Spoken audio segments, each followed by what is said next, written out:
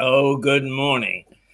Welcome to Mirador Television, broadcasting from the White Hart Hotel in Lewes, East Sussex. Television, the like of which you have never seen before. And it may be that you would say you hope that you will never see again. But here we are, day in, day out, with a brand new look each day. Whenever the sun rises, we look at the day in a different way, with a team of interesting people, to say the least interesting people, who give you their viewpoint and their slant on the news of the day and the events that are happening, even down to how does the Crown Court work. Ooh. Anyway, first, we need to look at the news headlines. And it really is, it's all boiling up at Westminster, as indeed one could almost guarantee it would. The MPs have just totally ignored all the things that are besetting their constituents. Now, it's not just in Westminster; it's locally as well. I mean, in district councils and town councils and parish councils and so on. They've all got themselves so hung up on politics. Who they are, who they want to be, and that they've forgotten what they're there to do and who they represent. Politics is just a lost mass wilderness at the moment. And nowhere is this being demonstrated better than in Westminster right now. And the knives are ready to batter one another, if not to death, to semi-consciousness. And that does the country no good at all. They're at it. And the Times is the leading newspaper that we've got this morning. The Times says the ex-prime minister was not told he had obeyed rules. The Times has seen details of the Standards Watchdog investigation into whether Boris Johnson deliberately misled Parliament over the COVID rule breaking in Downing Street. The full report, which is expected to be published this week, will say Mr. Johnson was warned by officials not to give assurances that all the rules had been followed. The ex-PM has called it a witch hunt, and he quit the Commons ahead of its publication. The reports say the committee's findings are expected to be published on Wednesday, but not any earlier, even though, of course, there are leaks already about its content.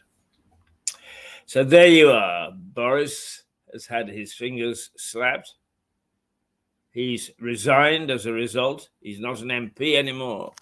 And that's triggered by-elections. There are 3 by-elections coming up because there are 2 more MPs, Conservative MPs, leading MPs too, who have resigned.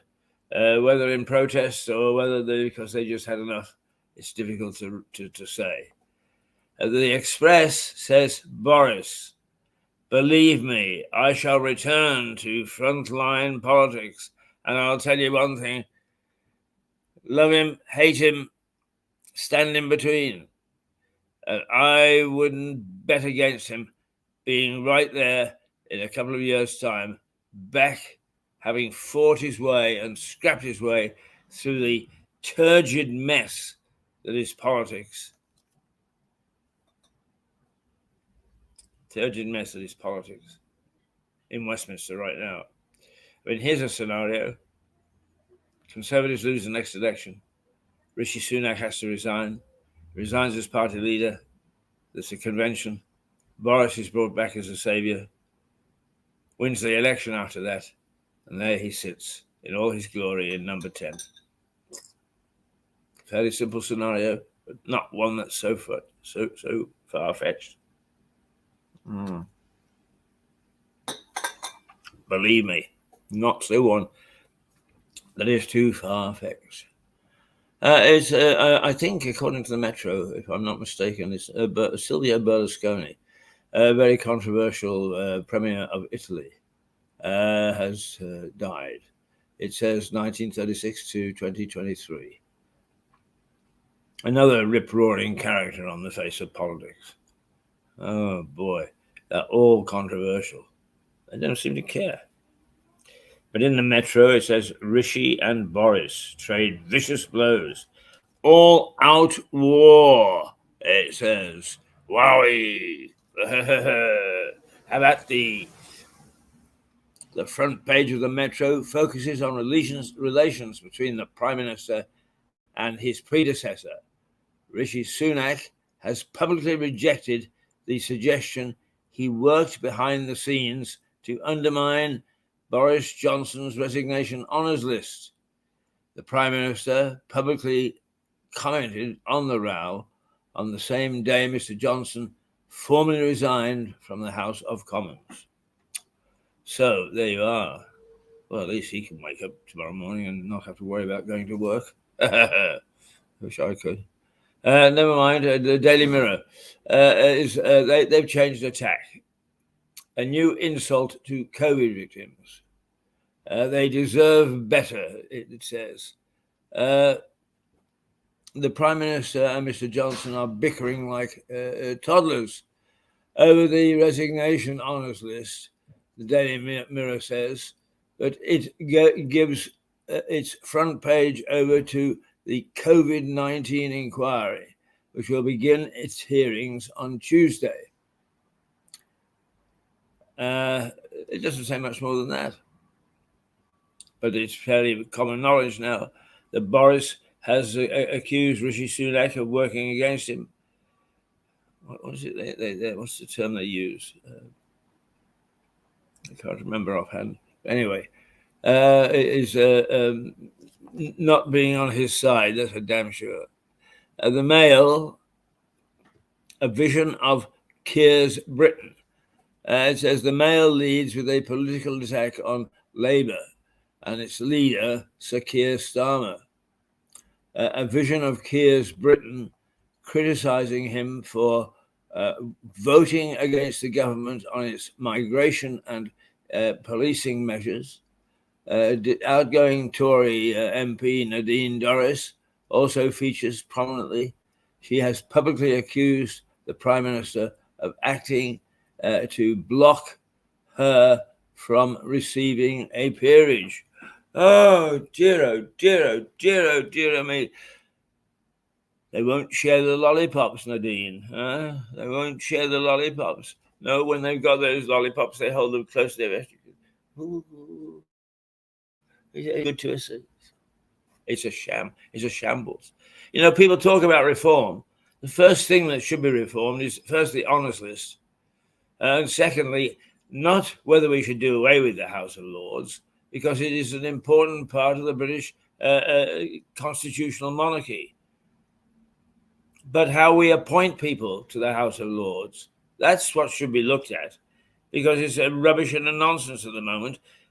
The system dreamed up, of course, by MPs and parliamentarians, all of whom want to reward themselves. The Daily Telegraph. Hunt, I'll put us on the path to lower tax. Oh, ho, ho, yeah, haven't we heard that before? He's just talking about raising it a little while ago. After what has been a turbulent few days for the Conservative Party following the resignation of 3 MPs, the Chancellor of the Exchequer, Jeremy Hunt, has vowed to cut taxes. He is under pressure from some in his party to bring down the tax burden. and says he will launch productivity review of the public sector in order to make lower taxes sustainable. Well, if you're in the public sector, watch out. Watch out for budget cuts. The Russian agent living in the UK with his family, thanks to Homes for Ukraine. Basically, the leads on its investigation alleging that an individual accused of having connections with the Russian security forces was able to benefit from the British government's Home for Life literature scheme, Ukraine scheme, and is now living in the UK. The unnamed Ukrainian businessman who denies any relationship with the Russians has been investigated by British and American security forces, the Eye says. You know, one of the things that is everybody is so naive about, and I'm sorry, yeah, I know there are some things you don't talk about, well, we do. Every time you get a wave of asylum seekers or immigrants from anywhere because there are problems, is the first people to get in through the front door are criminals. They've got the money, they've got the guile, they've got the contacts, so forged documents are no problem whatsoever, and mostly they bung them onto some of these small boats so that they get in illegally. And that doesn't call for a passport at all. But it is, let's see, the unnamed Ukrainian businessman who denies any relationship with Russia has been investigated by British and American security services, the paper says. Financial Times, MPs to grill city watchdog over Odie investigation. I'm going to leave that to Stuart Dolby. It's more his bag than mine now, although I worked for Reuters for over 10 years as a business journalist. Right, okay. The FT says top executives from the UK's financial watchdog have been summoned to the Commons to be questioned by MPs. Leaders from the Financial Conduct Authority will be quizzed about sexual misconduct allegations against Crispin Odey, a prominent financier. Mr. Odey has strenuously denied the claims made against him. Well, there we are. At least he's standing up to at least defend himself. The Guardian: outrage as a woman jailed for abortion after legal cutoff. Oh dear. The Guardian leads on the jailing of a woman who procured drugs to induce an abortion after the legal limit. Campaigners and MPs have strongly criticized the decision to prosecute her. The paper reports its front page also features a picture of actor Jodie Comer in New York following her win at the Tony Awards last night. So there's a bit of a mixed grill after we get out from the mess, the sordidity of, I like that word, sordidity of Westminster. Does Daily Star give us a giggle? Yes, it has. It does. Right. A UFO crash hushed up by the Pope. By the Pope, of all things. A former intelligence officer insists Europe's first ever downed spaceship was recovered in Italy in 1930. But God's right-hand man, the Pope, covered up the whole shebang. Well, who knows who covered what up? But I guess that is going to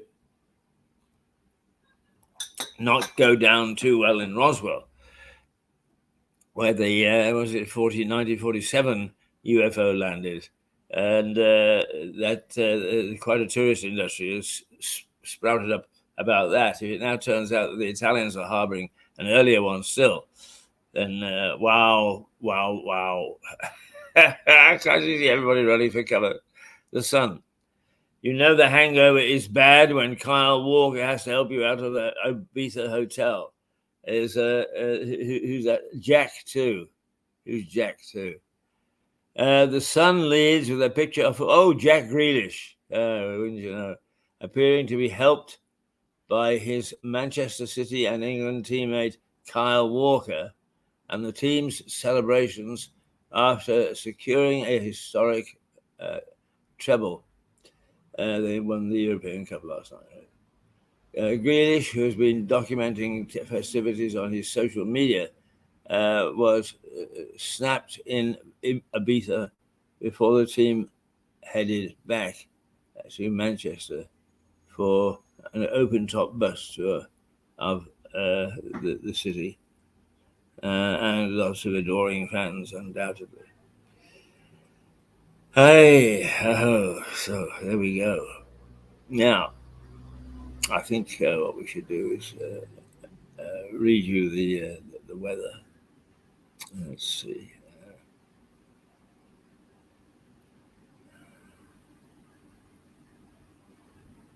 Here we go. Oh, no, we don't. Yes, we do. Right, the weather today. It's going to, oh my God, just be careful when you go out. Be absolutely careful. It is going to reach 28 degrees. It's going to reach 28 degrees. And it is going to be sunny all day. What's the temperature now? It's 18 degrees already. It's 18 degrees already. By mid-morning, 11 o'clock, it's going to be 23. By midday, or at least it's looking into the afternoon, by 2 o'clock, it's going to be 28 hot, scorching degrees, and not a drop of rain in sight. So there you are. Summer has hit us a bit early this year. Let's hope that it's not the only bit of summer that we see. And I'm happy to say that today is going to be a roasting day. I don't know whether I want to be roasted today, but who knows? Who knows?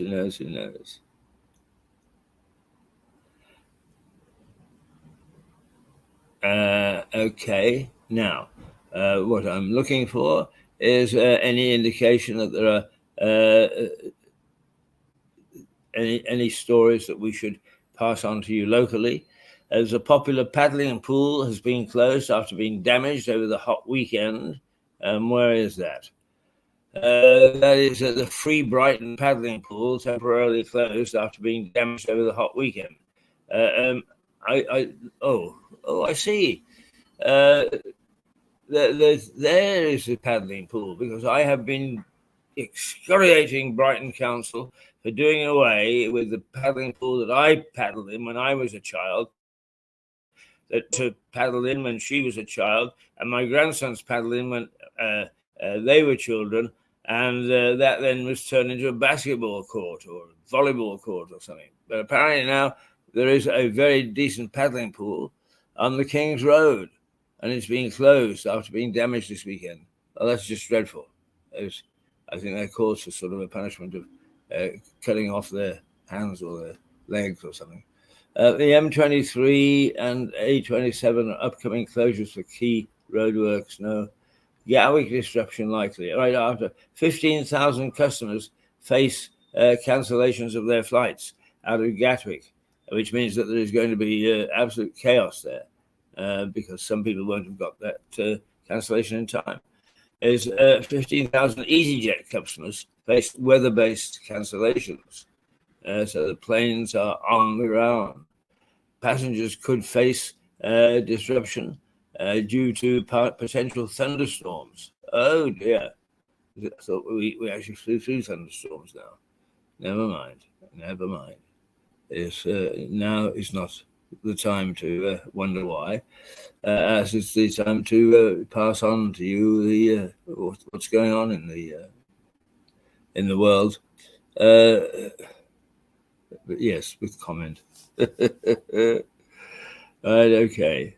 Well, that's the way it looks at 8:51 on this morning of the 13th of June, 2023. Where has the year gone to already? Here we are. Soon we'll be in the first week of the first month of the second half of the year of 2023. Wow! So those are the headlines. Those are one or two little tweaks locally. Nothing much really happening of any great inconsequence. Journalists always have to be careful about saying things like that, because then that's when the world rises up. Woomph. Uh-huh. Okay. Let's. What I'm going to do is, since we've got 6 or 7 minutes left, is I like to occasionally take a look inside the newspapers. It's stuff that we will never see again. Here's a health warning. There's a week-long pollen bomb, and hay fever is going to be suffered by millions of people. The unwelcome side effects of a week-long pollen bomb, with the hay fever season at its height. Very high pollen levels, which developed over the weekend, are expected to persist in most of the country until Friday. So if you're a sufferer, I'm afraid you're going to have to suffer. There's not much you can do about the pollen count. If you're used to it, then you know what I'm talking about. If you're not, you're going to find out in a big hurry. Okay. Now here's something that we all should know. Short women are more likely to be casual flings. When it comes to selecting the perfect partner, some have a strong preference for height. But short women beware, as tall men are more likely to see you as a one-night stand. Oh dear. An international team of researchers recruited more than 500 people. They never asked me. I wonder why. Female participants were shown 5 drawings of these 5 men. God bless them, as they're at the station, and ranging from 5 inches to 6 feet 2. An international team of researchers recruited more than 500 people. Female participants were shown live drawings of men ramping in ages from bar to bar to bar. Right. I'd like to become an international researcher. It sounds like a wonderful life somehow. Oh, yes, it does. Let's see. Men received pictures of women who were between 5 foot 10 inches and 5.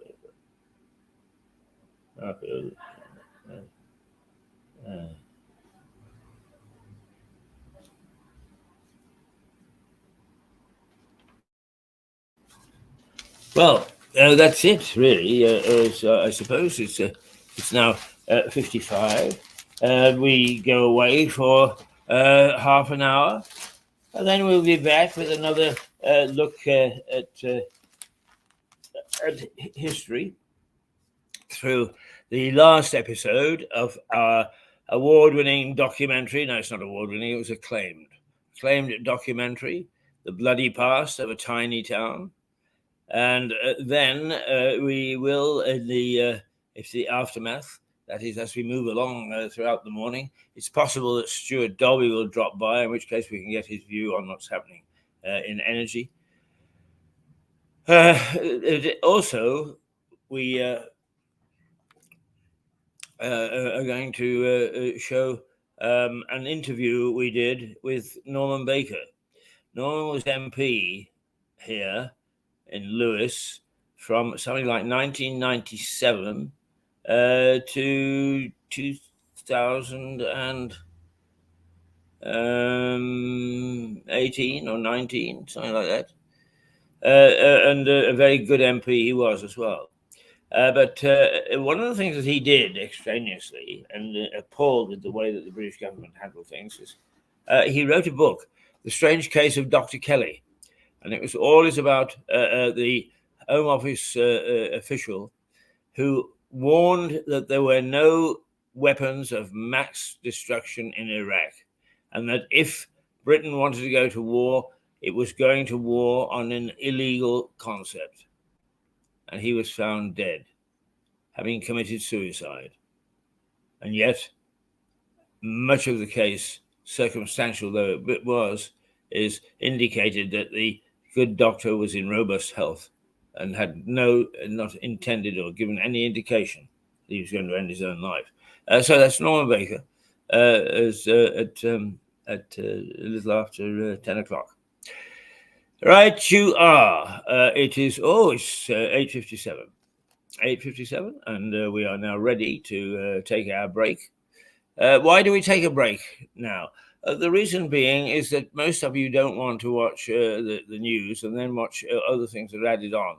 And the way that our programs are streamed means that you can't separate the two. Well, you could, but you've got to get out of editing stuff and so on. So this look at the news headlines, I know some of you like to watch, not live, but to watch the recorded part, is done in a self-contained 30-minute package. And then the rest of the program is there for people to pick and choose as they see throughout the day. What have we got up this morning? We're also going to look at just share a very brief another comment by Stephen Catlin from the past, just to show you just how close to the mark he was. I see that the local paper, the Sussex Express, has done a front page tribute to him, and that is really an honour he deserved. Our own tribute, which we put on next door, if you're of a mind to take a look, it's got 4,500 of you, and there are another 1,000 or so scattered amongst YouTube, Twitter, LinkedIn, and ourselves. So you've got an opportunity to take a look at what the heck is going on elsewhere, while we look, I think I can honestly say, sympathetically to Stephen Catlin's demise last weekend. All right, so it's 8:59. No, it's not. It's 9 o'clock. Oh dear me! Right, we'll be back at 9:30, and don't go too far. Do rejoin us.